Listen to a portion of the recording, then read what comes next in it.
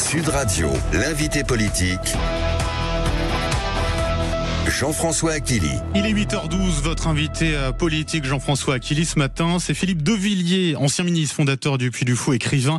Après Mémoricide, il publie Populicide aux éditions Fayard. Il est avec nous jusqu'à 9h, 0826 300 300 si vous voulez poser vos questions. Bonjour Philippe Devilliers. Bonjour Jean-François Achilly. Soyez le bienvenu. Populicide, votre dernier opus.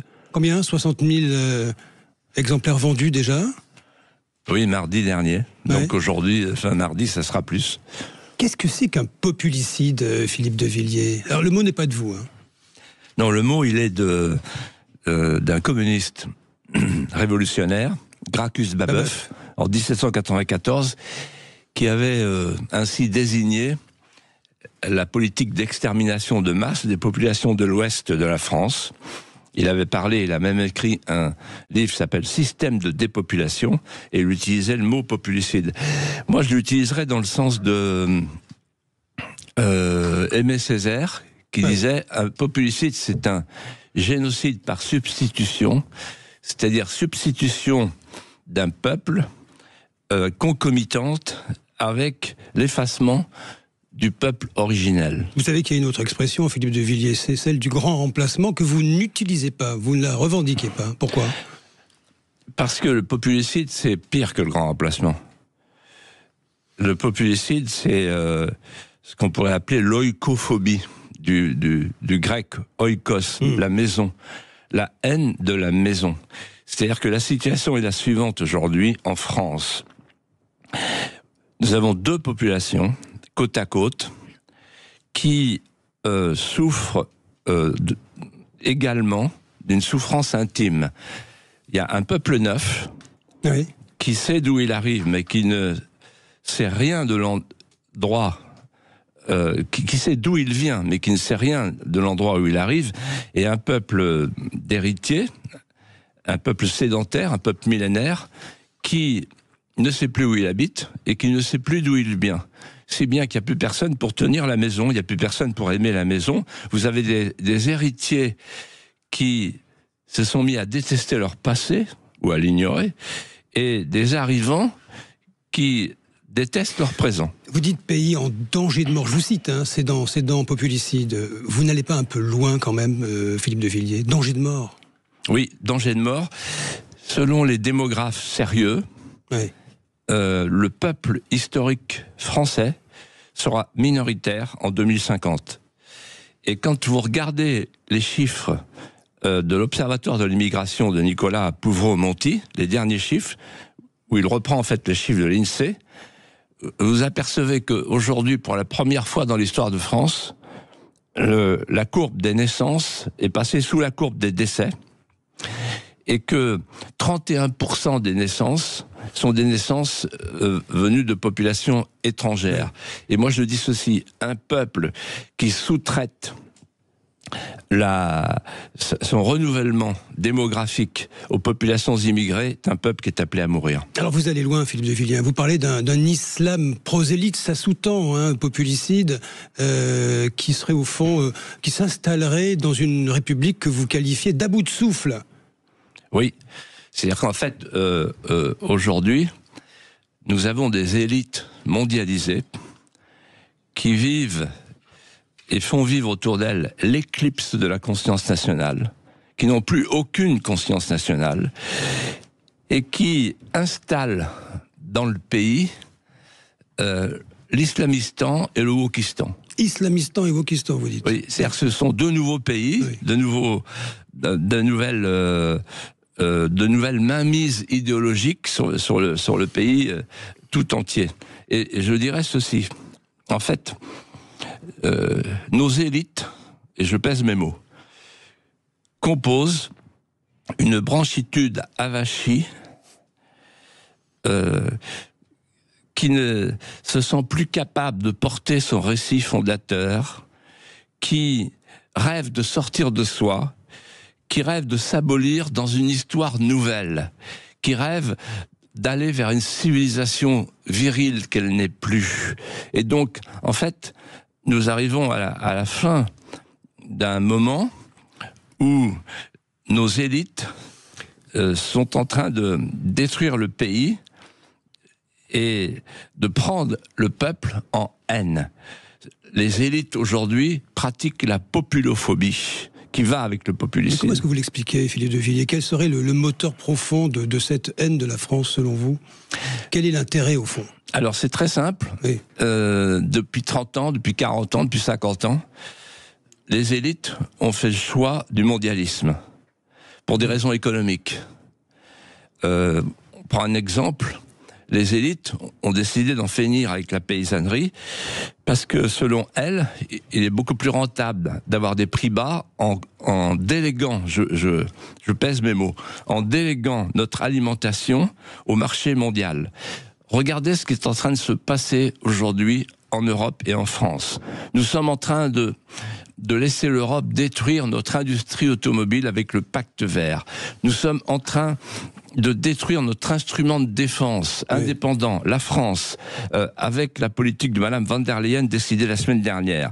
Nous sommes en train, avec le marché de l'électricité, de détruire nos petits artisans, de les mettre en faillite. Nous sommes en train, avec l'ensemble des mesures qui sont prises dans le cadre du Green Deal, de détruire notre industrie. C'est-à-dire que la désindustrialisation... Moi, je me souviens, je venais chez vous, à l'époque, vous m'interviewiez sur la question des délocalisations. Oui. Bon, tout a commencé avec Maastricht. Avec Maastricht, on a décidé de s'ouvrir au marché mondial et de substituer le marché mondial au marché national. C'est-à-dire qu'en fait, aujourd'hui, vous vous rendez compte qu'un poulet sur 2 consommé en France vient de l'étranger. 60% de nos fruits, 40% de nos légumes viennent de l'étranger. C'est-à-dire que nos élites, je réponds à votre question, ont fait le choix de la préférence étrangère, en tout domaine. Mais vous dites dans Populicide, Philippe de Villiers, au fond, il faudrait sortir de l'Europe aujourd'hui. Vous savez, on appelle ça le Frexit. On a bien compris que c'était juste impossible. Notre destin, désormais, est lié à celui de l'Union européenne. Ça paraît irréaliste comme proposition. D'autres l'ont fait. Oui. Les Anglais l'ont fait. La Grande-Bretagne. Mais attendez, alors je vous explique. Qu'est-ce que la souveraineté? La souveraineté, c'est la compétence de la compétence. La souveraineté était définie par Jean Bodin, le grand légiste, comme le caractère d'une puissance qui ne relève d'aucune autre. Comment parler de politique quand un pays n'a plus la maîtrise de ses frontières, de ses lois, de son budget, de sa monnaie, de son commerce, de son agriculture, de sa défense? Que reste-t-il? Vous savez combien de lois sont autonomes? De lois nationales, il y a 17% des lois qui sont autonomes. Oui, tout se passe à Bruxelles. Tout se passe à Bruxelles. Dernier exemple, Jean-François Aquili, le permis de conduire. C'est-à-dire que l'Union européenne, en fait, c'était des compétences de délégation au départ. Et maintenant, c'est une compétence d'ordre général. L'Union européenne vient fouiller dans nos vies. Demain, l'identité numérique. Vous savez ce que c'est que l'identité numérique européenne? Ça veut dire que vous, Jean-François Aquili, vous aurez un profil algorithmique et on saura tout de vous. Bruxelles saura tout de vous, de ce que vous achetez, de ce que vous mangez, etc., etc. Alors, et donc, en fait, Bruxelles est devenu un système totalitaire. Vous dites système totalitaire, vous comparez ça à la Chine d'ailleurs, on n'aurait rien envie à la Chine. Philippe de Villiers, vous parlez beaucoup d'immigration dans Populicide. Il y a cette pétition qui est close désormais, qui revendique 1 900 000 signataires. Alors vous savez que la pétition a été un petit peu quand même mise en cause, puisqu'il n'y a pas le système de double signature, de validation des adresses mail. Je ne sais pas ce que vous répondez d'ailleurs à vos détracteurs là-dessus, sur la pétition en question. Qu'est-ce que vous allez en faire au juste ? La pétition... Qui demande un référendum sur l'immigration. Oui, d'abord on va la continuer. Et ensuite... Mais quelle est la question posée? La question posée, elle est simple. Est-ce que le peuple français peut reprendre les clés? Puisque les politiciens ne veulent pas affronter le problème de l'immigration. Les politiciens ne veulent pas entendre ce que dit le peuple. Les politiciens ne veulent pas comprendre ce que comprend le peuple français.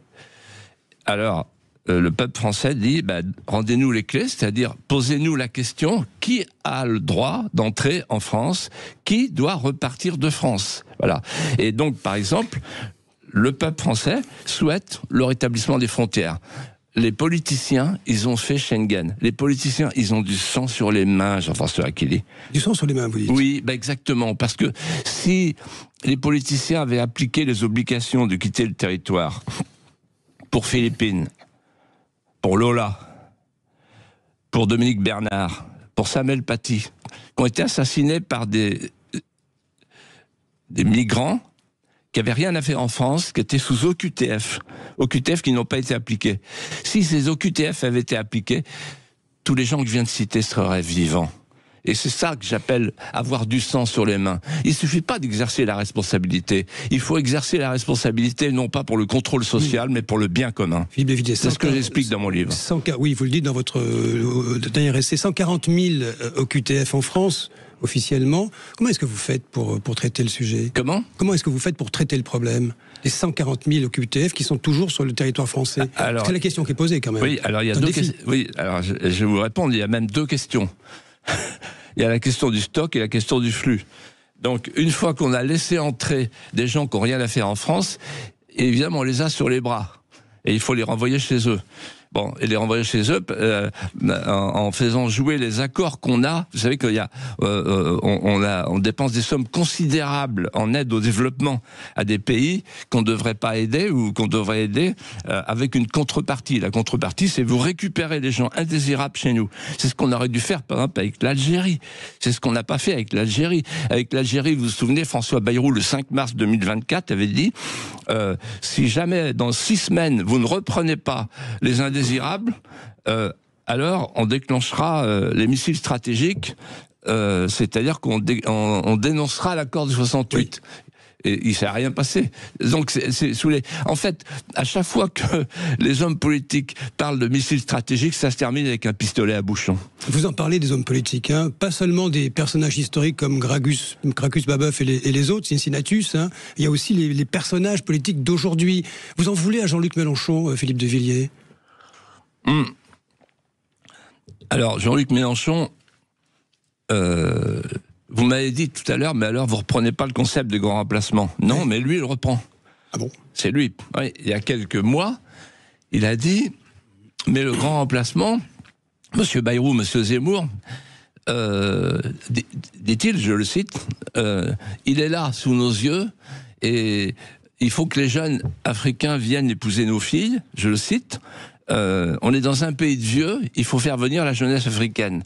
Et en réalité, Jean-Luc Mélenchon fait partie de cette gauche qui a compris qu'elle a abandonné le milieu ouvrier parce qu'elle a contribué à la désindustrialisation par les délocalisations depuis Mitterrand, depuis Maastricht, en fait depuis 1983, et donc elle veut remplacer un prolétariat disparu, qui est parti ailleurs, qui n'écoute plus les socialistes, par un lumpenprolétariat substitution, c'est-à-dire en fait une nouvelle population qu'ils veulent faire venir en France. Vous voyez. Et en fait, Mélenchon dit, en se réjouissant, quand je suis né, il y avait un Français sur 4 qui avait un grand-parent étranger, un Français sur 10, pardon, et maintenant 1 sur 4. Et ça va aller beaucoup plus vite. Et donc, avec ce concept de réfugiés climatiques qu'ils veulent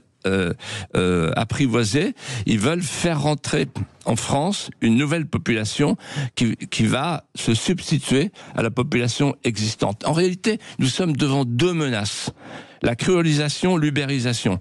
La créolisation, c'est Mélenchon, c'est-à-dire en fait, on garde le territoire, on garde la toponymie, on garde l'hexagone, mais on change la population, on fait entrer une population nouvelle, ce qu'il appelle la créolisation. Et ce qu'il appelle le peuple-monde. Et ça, c'est l'anti-France, c'est la non-France. Et puis, il y a la post-France de Macron, avec l'ubérisation de la France, c'est-à-dire qu'on traite la France d'une manière telle que elle n'existe plus en tant que telle, avec son identité et sa souveraineté. Emmanuel Macron, vous dites que c'est un touche-à-tout et qu'il détruit tout ce qu'il touche. Vous aviez pourtant une très bonne relation avec lui au départ. Elle s'est dégradée. Oui, elle s'est dégradée le jour où j'ai compris qu'en réalité, il était en train d'abîmer l'État, d'abîmer la nation, d'abîmer la société. Vous dites qu'il doit partir aujourd'hui, comme certains le disent aujourd'hui, y compris à droite de l'échiquier. Alors, oui, il doit partir, je vais vous expliquer pourquoi. Il est en train de nous entraîner à la guerre. À la guerre ? Oui. Cette histoire d'Ukraine, en fait, il y a deux personnes qui sont en train de nous entraîner à la guerre. Macron, Von der Leyen. Von der Leyen, parce qu'elle veut choper la compétence défense, qui appartient encore aux États. Elle veut faire une défense européenne, c'est-à-dire qu'elle veut étendre les pouvoirs de l'Europe à la question majeure, qui est la question, au fond du régalien, c'est la question de la défense. Et donc elle est prête à faire la guerre pour ça, à envoyer des troupes en Ukraine pour ça. Et Macron, lui, il est comme c'est dans l'histoire des hommes, les pouvoirs faibles ne s'en tirent que par la guerre, pour essayer de récupérer les peuples. Et donc, la pratique du pouvoir de Macron, j'explique ça dans un des chapitres de mon livre, c'est le gouvernement par le chaos. Vous savez ce que c'est le gouvernement par le chaos ? C'est ce qu'on vit en ce moment à vos yeux ? Comment ? C'est ce que nous vivons en ce moment à vos yeux ? C'est-à-dire, oui. en fait je vous donne quelques exemples. Le gouvernement par le chaos a été défini par les façonneurs mondiaux de Davos sur le thème Spillover Effect, c'est-à-dire l'effet d'engrenage, c'est-à-dire provoquer des crises et s'y engouffrer. Ça veut dire, au nom de l'Ukraine, on contrôle le peuple par la peur. Au nom du réchauffement climatique, on contrôle le peuple par la norme. Au nom du Covid, on contrôle le peuple par l'hygiénisme d'État. Et au nom de l'islamisation, on contrôle le peuple par un laïcisme qui est infusé à tirer dans les coins pour en finir avec la chrétienté flageolante. Et vous dites que Emmanuel Macron devrait tirer sa révérence, grosso modo. C'est ce qui, au fond, ressort de vos policiers. Je pense que non seulement il est nocif, mais il est dangereux. Parce que c'est un homme inoccupé et qui a pris en haine les Français et qui est aujourd'hui capable de gestes insensés, comme par exemple d'envoyer les troupes en Ukraine. Pourquoi je dis ça ? Ça vous a pas échappé la semaine dernière. Le chef d'état-major des armées qui a déclaré qu'il faut se préparer à faire la guerre à la Russie. Mais ils sont complètement fous. L'Ukraine n'est pas en Europe. Donc, il est tout à fait regrettable qu'il y ait deux peuples slaves qui se fassent la guerre entre eux, mais c'est pas notre problème immédiat. Provoquer la Russie comme nous le faisons actuellement, c'est une folie. Vous restez avec nous, Philippe de Villiers, Benjamin Glaise. Merci beaucoup, Jean-François Aquili. Merci, Philippe de Villiers. Effectivement, vous restez avec nous jusqu'à 9h, ça vous dit ? Avec joie, ouais. C'est un plaisir. En tout cas, partagez. 0826 300 300. Vous nous appelez pour poser toutes vos questions à Philippe de Villiers qui reste avec nous. 0826 300 300. On a des auditeurs qui veulent vous faire agir, notamment sur la question de l'union des droites, sur la suspension de la réforme des retraites ou encore sur l'emprisonnement de Nicolas Sarkozy. Puis on va revenir sur cet ouvrage que vous avez publié, Populicide, aux éditions Fayard. À tout de suite.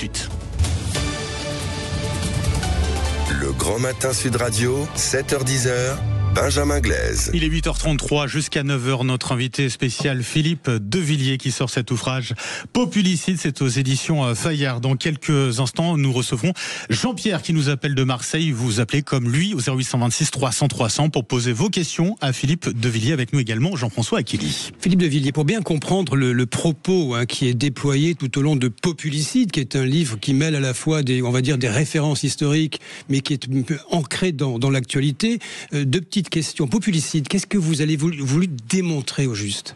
Alors, en fait, il y a 4 parties dans mon livre. Première partie, comment meurent les peuples ? C'est-à-dire que j'ai fait une étude historique comparée pour comprendre ce qu'est la loi de gravitation des peuples qui meurent dans l'histoire de l'humanité. Et je prends 6 exemples qui sont intéressants à observer pour pouvoir les comparer avec ce que nous vivons actuellement. Deuxième question, comment j'ai combattu le populicide pendant 40 ans ? Troisième question, comment le populicide s'accélère ? Et quatrième question, et surtout, quelle réponse au populicide? Ce que j'appelle la francisation. Oui, refranciser le pays. Refranciser le pays. Expliquez ce que c'est quand même. Et refranciser le pays, ça veut dire refranciser le pouvoir qui est parti ailleurs, et refranciser l'espace public, l'école, les médias. Et refranciser, ça veut dire aller chercher les cordes de rappel qui sont dans notre histoire, qui sont dans notre patrimoine, et qui permettront de refaire des petits Français. Sinon, on va mourir. Et en fait, l'entête de mon livre est le suivant. Je ne veux pas que mon pays meure. Nous sommes devant un crime perpétré par une junte politicienne qui échappe au jugement de l'instant. Nous sommes en train de changer de peuplement, nous sommes en train de changer d'art de vivre, nous sommes en train de changer de civilisation. Lorsqu'on tue un homme, cela s'appelle un homicide. Lorsqu'on tue un peuple, cela s'appelle un populicide. Nous allons prendre un premier appel, mais juste une question très courte. Votre livre, il parle à qui au juste? Il parle... Pardon, je vais être un peu cash, Philippe de Villiers, il parle aux vieux. Alors justement... Aux vieux. Justement, ce livre, il y a une forme de nostalgie dedans quand même. Il y a une forme de nostalgie, mais c'est une nostalgie créatrice. C'est-à-dire que je dis aux jeunes Français, c'est eux qui achètent le livre, tout spécialement. Et d'ailleurs, l'émission de CNews que je fais tous les vendredis soirs, ce sont des jeunes qui écoutent les plus nombreux. Pourquoi? Parce qu'aujourd'hui, les jeunes se posent la question, qui suis-je? Que vais-je devenir? Parce que c'est le problème de leur avenir, de leur futur. Et moi, je leur réponds, qui êtes-vous? Qu'allez-vous devenir? Des Français. Qu'est-ce que ça veut dire être Français? Puisque personne ne vous le dit, nulle part dans l'espace public, à l'école et ailleurs. Puisque vos parents ont tout lâché. Ne vous ont pas transmis ce que c'est que d'être Français. Je vais vous expliquer, c'est pour ça que j'ai écrit ce livre. Et c'est d'ailleurs le titre de votre dernier chapitre, appelle un jeune Français qui veut encore y croire. On va au standard, vous nous appelez 0826 300 300 pour poser vos questions à Philippe de Villiers. On va à Marseille retrouver Jean-Pierre. Bonjour Jean-Pierre. Bonjour à toute l'équipe de Sud Radio, bonjour à monsieur Philippe de Villiers. Vous avez une question à poser à Philippe de Villiers, allez-y Jean-Pierre. Je voudrais faire un petit constat qui va dans le sens de M. de Villiers. Quand j'étais tout petit, à Marseille, il n'y avait pas une femme voilée. Voilà. Et je précise que je n'ai pas une goutte de sang français dans mes veines, mais j'ai toute la France en moi. On m'a appris la France, on m'a appris à l'aimer, on m'a appris son histoire, on m'a appris à la télé, à respecter ses traditions, ses coutumes. Et quand on est invité dans un pays et qu'il vous nourrit, qu'il vous élève, il faut le respecter. Et ma question, c'est pour sortir de ce guêpier dans lequel la France se trouve, l'union des droites sur le plan politique me paraît indispensable. Et pourquoi ne pas, vous, monsieur Philippe de Villiers, plancher sur les 10 mesures sur lesquelles tout le monde est d'accord en France et les proposer, vous, comme trait d'union et trait d'accord, comme plateforme de gouvernement? Philippe de Villiers. On démarre en côte, là. Bon, d'abord, votre propos est très touchant, Jean-Pierre. J'explique dans mon livre que si on veut attirer à nous les arrivants, c'est-à-dire ceux qui sont venus d'ailleurs et qui sont des déracinés, comme vous avez pu l'être à un moment de votre vie, il y a deux solutions. Soit on leur propose l'hédonisme consumériste et ils nous prendront en haine, parce que ça n'est pas ce qu'ils demandent. Ou bien on leur proposera de partager avec nous l'exaltation commune de notre patrimoine vital. Et c'est ce que vous avez compris. Et donc, votre propos est touchant. Alors maintenant, je vais répondre à votre question. En réalité, c'est drôle parce que je pensais à ça ce matin. En me levant, je me disais au fond, quels sont les sujets sur lesquels il y a une majorité de Français d'accord? Il y en a au moins 3. L'immigration et l'insécurité. Vous venez d'en parler à propos du voile. Ensuite, il y a la dépense publique. Et ensuite, il y a la question de la souveraineté de l'identité. Bon. L'école, par exemple, la justice, par exemple. Bon. Sur tous ces sujets, il y a une immense majorité de Français qui sont d'accord. Voilà. Et moi, ce que je veux faire, et ce que je suis en train de faire, c'est justement le trait d'union. Non pas pour me mettre en avant, mais pour essayer de nouer des liens entre des gens qui sont des voisins de palier et qui, pour l'instant, ne se parlent pas. Voilà. Vous ne voulez pas vous mettre en avant, c'est-à-dire qui pourrait faire descendre dans l'arène politique pour faire ce trait d'union que vous souhaitez ? Moi, je pense que si on part du principe qu'il y a un leader, on n'y arrivera pas. Il faut que les uns et les autres s'accordent sur une plateforme, d'ailleurs Jean-Pierre l'a très bien dit, sur une plateforme de 10 points où on est d'accord. Et ce que je veux vous dire, c'est la chose suivante. En fait, il y a un point qui surpasse tous les autres, qui dépasse tous les autres, qui est le point de la survie, la question de la survie. La question de la survie, c'est la question de l'immigration. C'est-à-dire, c'est pour ça que j'ai fait cette pétition. Je ne vous ai pas répondu tout à l'heure, mais j'ai fait cette pétition pour dire aux politiciens, vous considérez que la question de l'immigration est une question secondaire. Non, c'est la question centrale parce qu'elle commande toutes les autres. Et donc, si on décide de réunir autour de la question centrale qui commande toutes les autres, tous ceux qui sont d'accord pour faire cette analyse, quel que soit leur désaccord par ailleurs, alors il y aura une vraie grande alternance. Donc il n'y a pas de Philippe de Villiers 2027. Pardon ? Il n'y a pas de Philippe de Villiers 2027, candidat à l'élection présidentielle. Non, mais pourquoi vous avez cette idée ? Non, je vous pose la question. non, moi je suis très bien chez moi. C'est ce que disait Jean-Pierre, c'est ce que proposait notre auditeur Jean-Pierre à l'instant. C'est ce qu'il souhaitait, j'ai l'impression. Plateforme, mais pourquoi pas une candidature ? Non. Est-ce que je peux intervenir ? Allez-y, Jean-Pierre.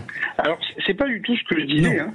Plateforme. Je disais au contraire qu'il fallait quelqu'un qui soit initiateur de cette union. C'est ça. Et pour qu'elle puisse exister, il faut que ce quelqu'un ne soit pas candidat. C'est ça. C'est ce que j'ai compris. Alors à ce moment-là, à quel moment arrive un ou une candidate ?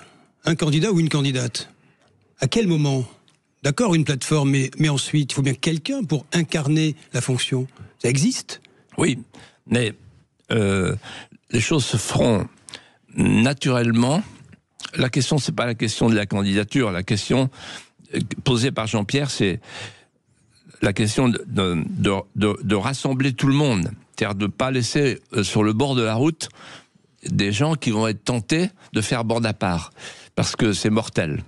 La gauche, c'est incroyable. La gauche, qui est fondamentalement désunie, elle sait s'unir. Elle sait faire des additions.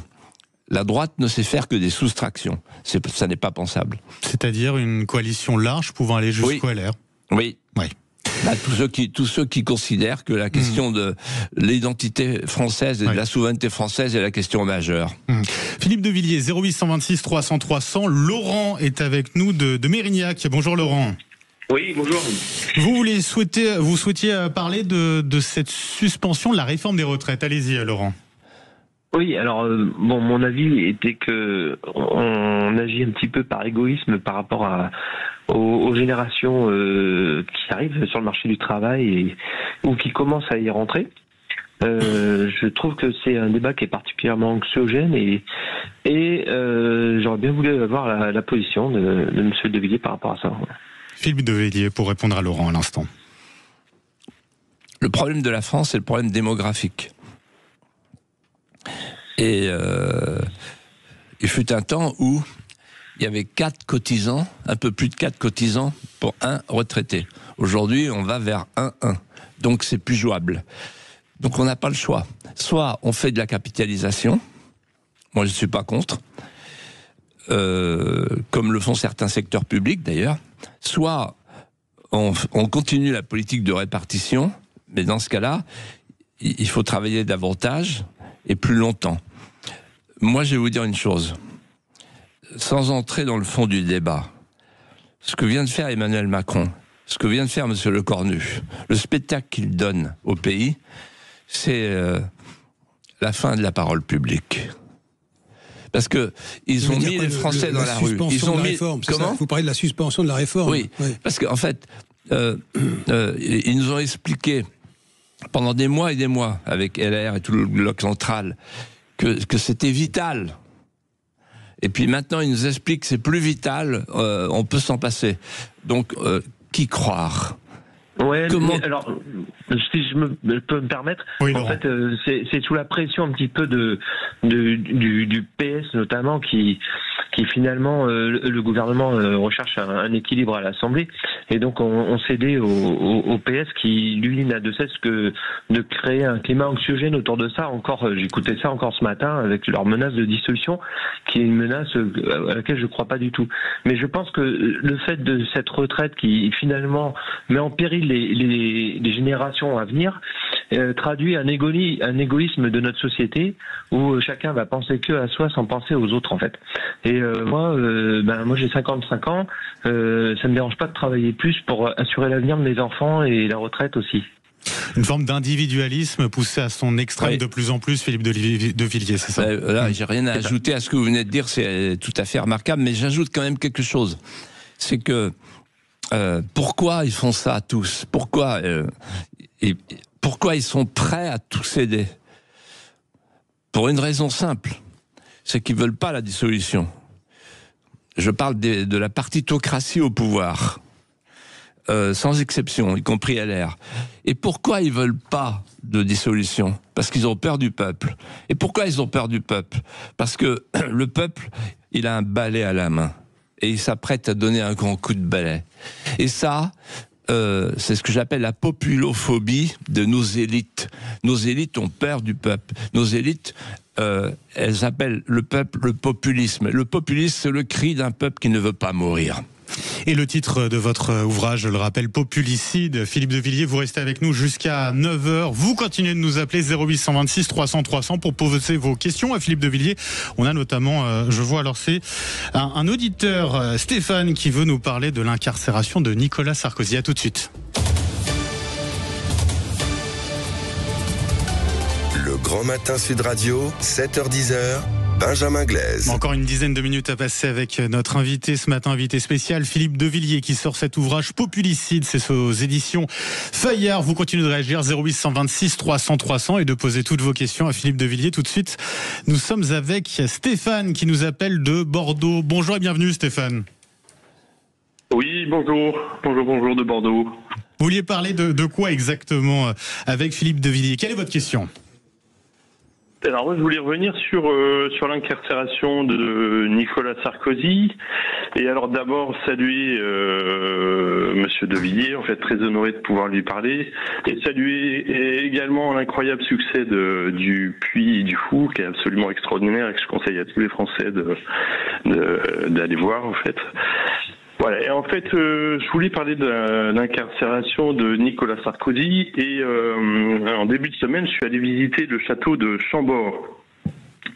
Magnifique château qui représente la grandeur, la renaissance de la France. Et en sortant de cette visite, j'ai pas pu m'empêcher de penser à toutes ces grandes figures de l'histoire de France, en passant par Clovis, Charlemagne, François Ier bien sûr, Louis XIV, et puis plus proche de nous Napoléon et encore De Gaulle. Et quand on visite ce château, on fait également la connaissance de Anne de Montmorency, qui était un incroyable serviteur du pays, en fait, de la France. Et alors il se trouve que quand je suis sorti de ce château, sur les ondes, on parlait de l'incarcération de Nicolas Sarkozy, qui sortait de la villa de Montmorency pour aller en prison en fait. Et ça m'a frappé. Je me disais mais quelle décadence, quelle dégénérescence de notre élite en fait. C'était assez frappant. Et j'ai pas pu m'empêcher de penser à vous, Monsieur de Villiers, et vraiment très surpris parce que sur ces ondes-là, en fait, on parlait pas de cette décadence. Non, en fait, ce dont on parlait, c'était avec beaucoup de tristesse de l'incarcération de ce monsieur. Monsieur condamné à multiples reprises à de la prison ferme pour corruption, pour trafic d'influence, et quelle ne fut pas ma surprise d'entendre Monsieur de Villiers qui défend en fait une France constante, fière, honorable, d'attaquer ce jugement. Et franchement, je ne comprends toujours pas en fait. Et je suis très surpris que Monsieur de Villiers, avec l'intelligence qu'il caractérise, et cette lecture du jugement. C'est-à-dire que pour moi, en fait, c'est l'honneur de la France que ce jugement. C'est comme une sorte de rebond, en fait, vous voyez, et je pense qu'on aurait pu prendre cet élément comme un début de renaissance. Merci, voilà, merci Stéphane. Merci à vous, on aura compris. Vous avez demandé une sorte de précision de la part de Philippe de Villiers à ce sujet. Alors c'est très simple.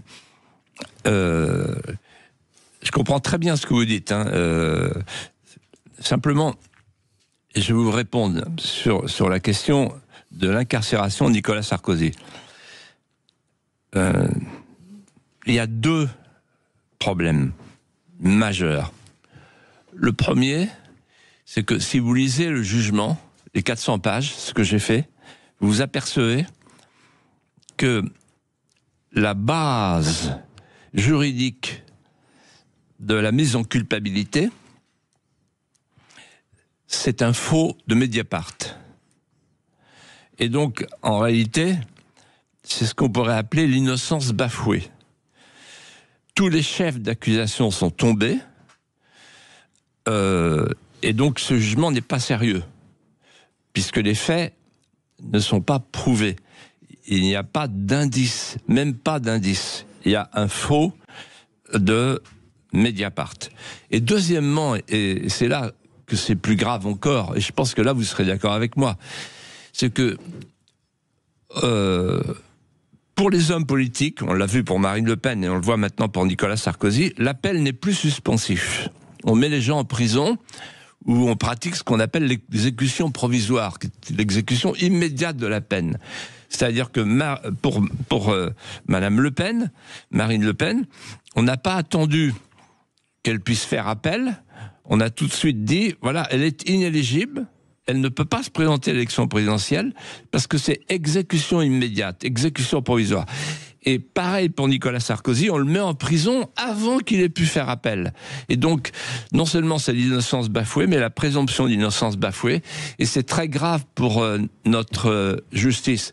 J'ajoute un point. Ce sont les politiques qui ont adopté cette possibilité d'exécution provisoire. Absolument. Oui, c'est une faute. Les juges. Oui. Oui, absolument. Oui. Mais en fait, les politiques ont tout cédé aux juges. Aujourd'hui, nous sommes dans une situation où la France a abandonné l'auctoritas et la potestas. L'auctoritas est partie au prétoire et la potestas est partie à Bruxelles. 0826 300 300. Julien est avec nous de Viry-Châtillon. Bonjour Julien. Oui, bonjour à toute l'équipe. Bonjour Monsieur de Villepin. Vous vouliez revenir sur un anniversaire cette année. Pardon, Monsieur Philippe de Villiers. De Villiers. Vous avez intéressant lapsus, hein. Oui. Oui, Julien, sur les 20 ans des émeutes dans les banlieues, c'était 2005. Oui, tout à fait. Ça fait 20 ans qu'on vit avec une pression en fait de l'armée de réserve de l'extrême gauche. Moi, je voulais savoir un petit peu comment vous sentiez un petit peu l'avenir vis-à-vis de ça. Est-ce que les choses ont changé depuis 2005 et ces émeutes?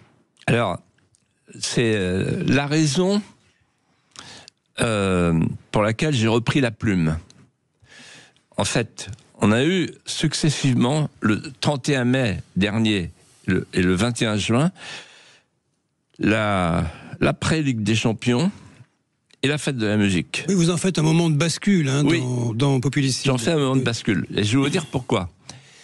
C'est que pour le 31 mai, on a entendu le préfet de police, devenu le ministre de l'Intérieur, expliquer aux commerçants « il faut vous barricader ». En d'autres termes, l'État n'est plus capable de vous protéger face à une manifestation de tribalisme insurrectionnel. Il faut vous barricader vous-même. C'est la fin de l'État régalien. Et quant à la soirée de la fête de la musique, on a entendu parler du djihad des seringues, la nuit des seringues. Il y a les filles piquables et les filles non piquables. Qu'est-ce que c'est que cette histoire? Voilà. Et dans le même temps, il y a Mélenchon qui explique, dans le même temps, le 18 juin, que s'il n'y avait pas eu Saladin, on n'aurait pas pu faire les cathédrales. En d'autres termes, on découvre qu'il y a un homme en France, un homme politique en France, qui préfère Saladin à Saint-Louis. Il y a en France un parti sarrasin, un parti de l'étranger. Et donc, en réalité, cette cristallisation, cette coagulation que vous dénoncez à juste titre, elle montre que la faillite de l'État régalien, et la priorité des priorités, c'est de rétablir l'État régalien. Sinon, on aura, après le confinement sanitaire, le confinement sécuritaire, c'est-à-dire rester chez vous, comment dirais-je, le domicile change de résident et le souverain change de titulaire. La question qui se pose aussi, c'est comment récupérer ces territoires perdus de la République dont vous parlez. Comment faire sans risquer d'embraser, par exemple, la France? Ah ben, il n'y a pas le choix. C'est un risque à prendre. Oui, vous savez, quand j'étais petit, moi, on disait la violence est un péché, la force est une vertu. C'est ce qu'on apprend aux militaires. C'est ce qu'on apprend aux gendarmes. Et donc, il faut envoyer la force. Quitte à envoyer l'armée, il faut aller chercher les kalachnikovs dans les caves, il faut aller chercher les narcotrafiquants et les mettre sous les verrous. Un pays qui ne fera pas cela, il est mort. Le pays n'est pas encore mort, hein. Juste 10 secondes avec vous, Philippe de Villiers, une note positive quand même dans ce pays, à vos yeux. Il y a quelque chose de positif quand même. On peut arriver à sortir ce pays. Oui. C'est assez sombre hein, quand même. Alors, laissez-moi plus de 10 secondes. Je vous ai relancé. En fait, il y a 3 cordes de rappel. J'ai bien réfléchi à ça, c'est toute ma vie en fait. Quelqu'un parlait du Puy du Fou tout à l'heure en fait. Vous savez, une société se sauve non pas par des mises en garde, mais par des réalisations qu'on accroche à contrepente. Ça c'était ma devise, c'est ce qui m'a permis de faire le Puy du Fou et tant d'autres choses. Et voilà, il y a 3 cordes de rappel. Premièrement, le peuple français est un peuple littéraire. Il suffit d'une seule personne et d'une seule bibliothèque pour garder le contact charnel avec l'épopée, la prosopopée, le panache. Le peuple français est un peuple politique, c'est-à-dire établi sur la frontière, sur l'État et sur l'instinct. À chaque fois que le peuple français s'est trouvé dans la panade, il s'est arrimé à 2 moules qui n'ont pas vacillé, le tronçon de l'épée et la pensée française. Et troisièmement, le peuple français est un peuple métaphysique. Il est né avec la métaphysique, il s'est développé avec la métaphysique, et quand on parle d'État-providence, par exemple, on fait allusion à Saint-Martin, l'apôtre des Gaules, c'est-à-dire les charités fondatrices de la chlamyde, le manteau partagé entre le soldat et les plus pauvres.